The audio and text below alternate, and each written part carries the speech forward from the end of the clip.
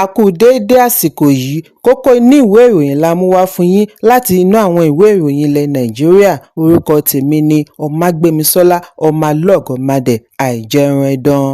Igbákejì ààrẹ tẹ́lẹ̀ rí Àtíkù Abubakar ti sẹ́ lórí àhesọ wípé ó ta Lieutenant Ahmed Yerima lọ́rẹ ọkọ̀ tuntun Toyota SUV. Yerima ni òṣìṣẹ́ ológun naval officer tí ó ní ìdojúkọ láìpẹ́ yìí pẹ̀lú mínísítà ìlú Àbújá Nyesom Wike.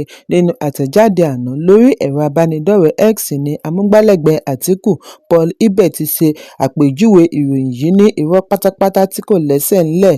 Ibe wá rọ ará ìlú kí wọ́n má tẹ́tí sí irúfẹ́ àgbélẹ̀rọ ìròyìn bẹ́ẹ̀. Àhesọ yìí jẹ jáde lórí ẹ̀rọ abánidọ́rẹ̀ẹ́ Facebook ní Ọjọ́rú wípé Àtíkù ṣe ìdálọ́lá ọkọ̀ Toyota SUV tuntun fún òṣìṣẹ́ ológun lẹ́yìn ìdojúkọ tí ó ní pẹ̀lú Wike lórí ọ̀rọ̀ ilẹ̀ gbígbà ní ìlú Àbújá. Ìkọlù yìí wáyé ní ọjọ́ Ìṣẹ́gun níbi tí Wike ti dojúkọ òṣìṣẹ́ ológun tí wọ́n pe orúkọ rẹ̀ ní Lieutenant Yerima níbi ó ti lọ yẹ ilẹ̀ kan tí fàákájà wà lórí rẹ̀ wò ní ìletò Gàdúwà ìlú Àbújá. Fọ́nrán ìṣẹ̀lẹ̀ yìí tí ó gba orí ẹ̀rọ ayélujára ṣe àfihàn àríyànjiyàn láàrin mínísítà àti òṣìṣẹ́ ológun tí ó tẹnumọ́ wípé òun ń dáàbò bo ohun ìní ológun. Ọ̀pọ̀ àwọn onípò ńlá láwùjọ títí kan Chief of Army Staff àná General Tukur Buratai àti àwọn olóṣèlú ni wọ́n ń pè fún ìbáwí àti ìbọ̀wọ̀ fún àṣẹ ilé-iṣẹ́. Lẹ́yìn èyí ni Wike wá gbangba wá sọ̀rọ̀ lórí fàákájà yìí. Níbi ìfọ̀rọ̀wánilẹ́nuwò pẹ̀lú akọ̀ròyìn lánàá ni Wike ti bu ẹnu àtẹ́ lu ohun tí ó ṣe àpèjúwe rẹ̀ ní ìwà ìbìkítà àwọn ajagunfẹ̀yìntì kan láti ràgàbo ilẹ̀ tí ó ní fàákájà nínú nígbà tí ó ń fèsì sí àwọn tí wọ́n bu ẹnu àtẹ́ lù ú lórí àbẹ̀wò rẹ̀ sí ibi ilẹ̀. Mínísítà ní òun kò lè jókòó kalẹ̀ sí ọ́fíìsì gẹ́gẹ́ bí òṣìṣẹ́ ìjọba kí wọ́n sì máa ṣe ìkọlù sí àwọn òṣìṣẹ́ ìjọba. Wike ní báwo lòun ṣe máa jókòó gẹ́gẹ́ bí mínísítà nígbà tí wọ́n ń kọlu àwọn òṣìṣẹ́ tí wọ́n ń lù wọ́n bí kúkú bí yíyẹ láwọn adarí kí òun sì má rí nǹkan kan ṣe sí i. Mínísítà fi ẹ̀sùn kan ajagunfẹ̀yìntì wípé illegal development ló ń ṣe lórí ilẹ̀ bí ó ti kojú òṣìṣẹ́ ológun lórí ẹ̀sùn wípé ó ń lu àwọn òṣìṣẹ́ Federal Capital Development Authority tí wọ́n ti kọ́kọ́ lọ dá iṣẹ́ dúró. Gómìnà àná fún ìpínlẹ̀ Rivers bu ẹnu àtẹ́ lu lílo òṣìṣẹ́ ológun láti fi dènà iṣẹ́ ìjọba tó ń lọ ní ìlú Àbújá. Wike tẹ̀síwájú wípé ọ̀pọ̀ àwọn tí wọ́n ní irúfẹ́ fàákájà bẹ́ẹ̀ ni wọ́n ń pè òun á sì bá wọn yanjú rẹ̀. Lára wọn ni ààrẹ àtijọ́ Olúṣẹ́gun Ọbásanjọ́, General T.Y. Danjuma àti bẹ́ẹ̀ bẹ́ẹ̀ lọ. Wọn kò fi ìgbà kankan rán ológun lọ ṣe ìkọlù sí ẹnikẹ́ni, ìpè lásán ni wọ́n máa pè. Bákan náà ni ó bu ẹnu àtẹ́ lu ológun yìí pẹ̀lú bí ó ti pe ọlọ́pàá tí ó tẹ̀lé wọn ní bloody police. Ènìyàn kì í sọ̀rọ̀ bẹ́ẹ̀. Àbí báwo ni ẹ̀ṣọ́ aláàbò ṣe máa pe ọlọ́pàá ní bloody police? Wike tẹnumọ́ wípé òun bu ọ̀wọ̀ fún iléeṣẹ́ ológun gidigidi, òun sì mọ pàtàkì iṣẹ́ wọn, ṣùgbọ́n yarí wípé ìdojúkọ òun kì í ṣe sí iléeṣẹ́ ológun ṣùgbọ́n sí ẹyọ ẹnìkan ṣoṣo.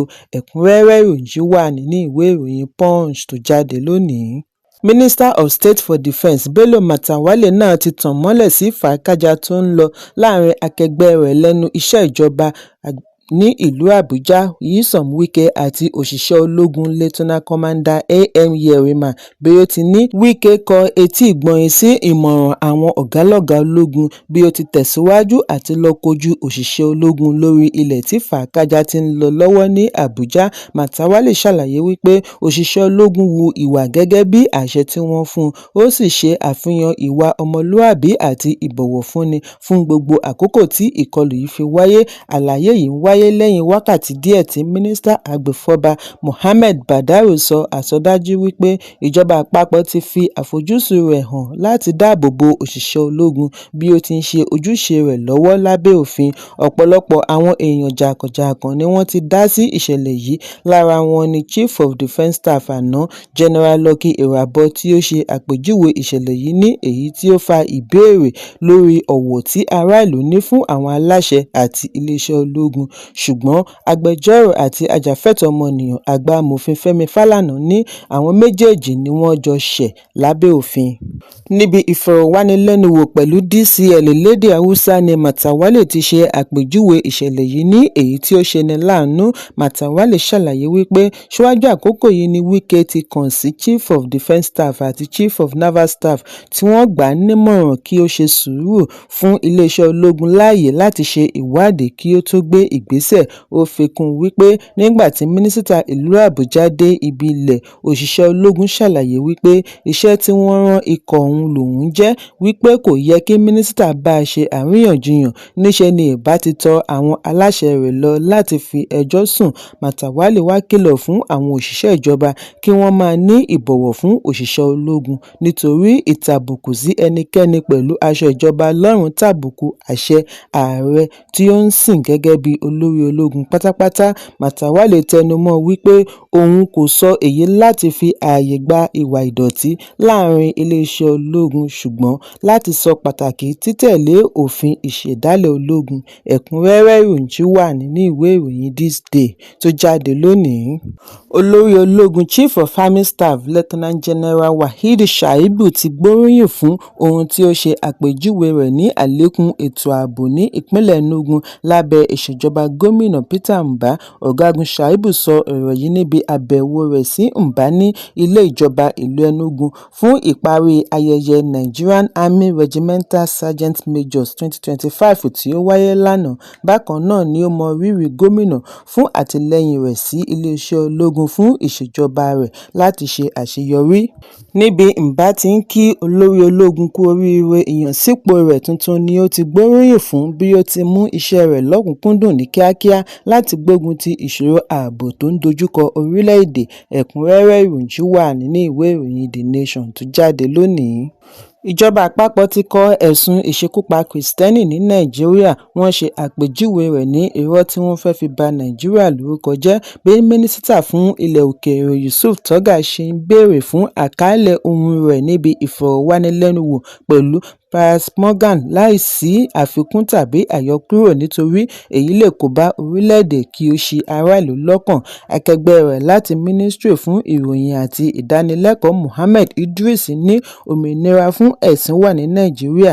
Èyí ń wáyé bí African Union ṣe kéde gbangba wípé kò sí ohun tí ó jẹ mọ́ ìṣekúpa Kìrìsìtẹ́nì ní ẹkùn àríwá Nàìjíríà bí Pentecostal Fellowship of Nigeria (PFM) ṣe rọ ààrẹ orílẹ̀-èdè US Donald Trump kí ó fi ọwọ́ sowọ́pọ̀ pẹ̀lú akẹgbẹ́ rẹ̀ ní Nàìjíríà Bọ́lá Tinubu láti jọ yanjú ìṣòro yálà tí ó fi ń dúnkòokò lórí ìgbésẹ̀ ológun tako Nàìjíríà.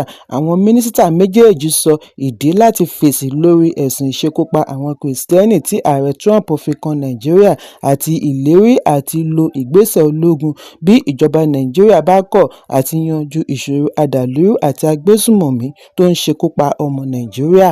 Ẹ̀kúnrẹ́rẹ́ ìròyìn wà nínú ìwé ìròyìn Vanguard tó jáde lónìí. Ààrẹ Bọ́lá Tinubu ti bu ọwọ́ lu àtúnyàn Brigadier General Mohammed Buba Marwa gẹ́gẹ́ bí alága àjọ tó ń gbógun ti títà, rírà àti mímu egbòogi olóró NDLEA bí ó ti fi ọdún 5 mìíràn kún sáà rẹ̀. Àfihàn yìí jẹyọ nínú àtẹ̀jáde òní láti ọwọ́ amúgbálẹ́gbẹ̀ẹ́ ààrẹ Báyọ̀ Ọ̀nànúgà. Marwa tí ó kọ́kọ́ gba ipò nínú oṣù kínní ọdún 2021 lábẹ́ ìṣèjọba ààrẹ àná Muhammadu Buhari yóò tẹ̀síwájú pẹ̀lú sáà rẹ̀ títí di ọdún 2031.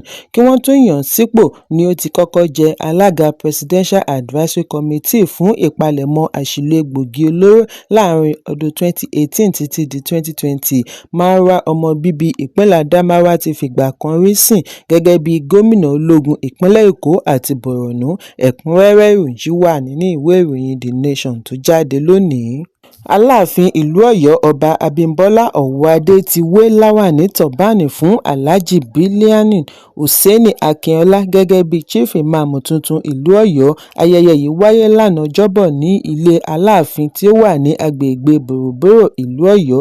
Àìpẹ́ yìí ni Aláàfin yan Akínọlá gẹ́gẹ́ bí Chief Imam tuntun lẹ́yìn tí ó pegedé pẹ̀lú gbogbo ìdánwò tí wọ́n ṣe fún un.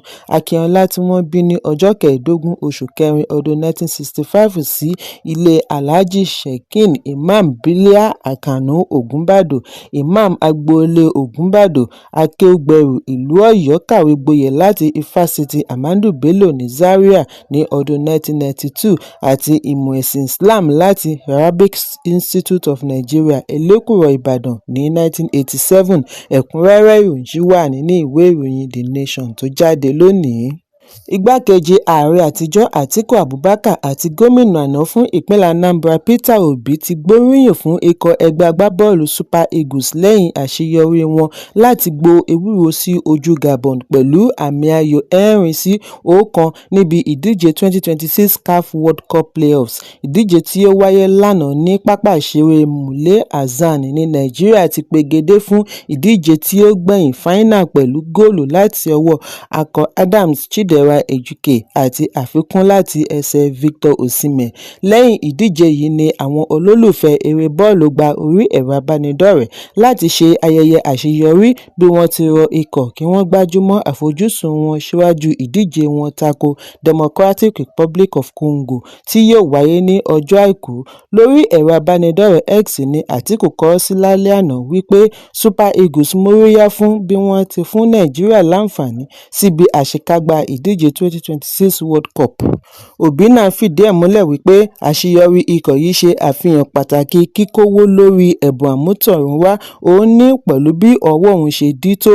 Òun sì rí dájú wípé òun wo ìdíje Super Eagles pẹ̀lú Gabon wípé ìdùnnú rẹ̀ lẹ́yìn ìdíje yìí mú kí òun gbàgbé àtẹ̀jíṣẹ́ lórí ẹ̀rọ abánidọ́rẹ̀ẹ́ gẹ́gẹ́ bí òun ti máa ń ṣe, bí ó ti fi tinútinú kí ikọ̀ Super Eagles kú oríire fún àrà ọ̀tọ̀ àṣeyọrí wọn. Ẹ̀kúnrẹ́rẹ́ ìròyìn wà nínú ìwé ìròyìn Punch tó jáde lónìí. Kókó inú ìwé ìròyìn àsìkò yìí kò ní jù báyìí lọ. Ẹ pàdé mi ní ìrọ̀lẹ́ fún àkọ́tún ìròyìn. Kí a tó lọ, ẹ má ṣaláì fi àkíyèsí yín ránṣẹ́ kí ẹ sì bá wa subscribe sójú náà wa lórí YouTube kí kókó inú ìwé ìròyìn lè máa tẹ̀ yín lọ́wọ́ ní kíákíá.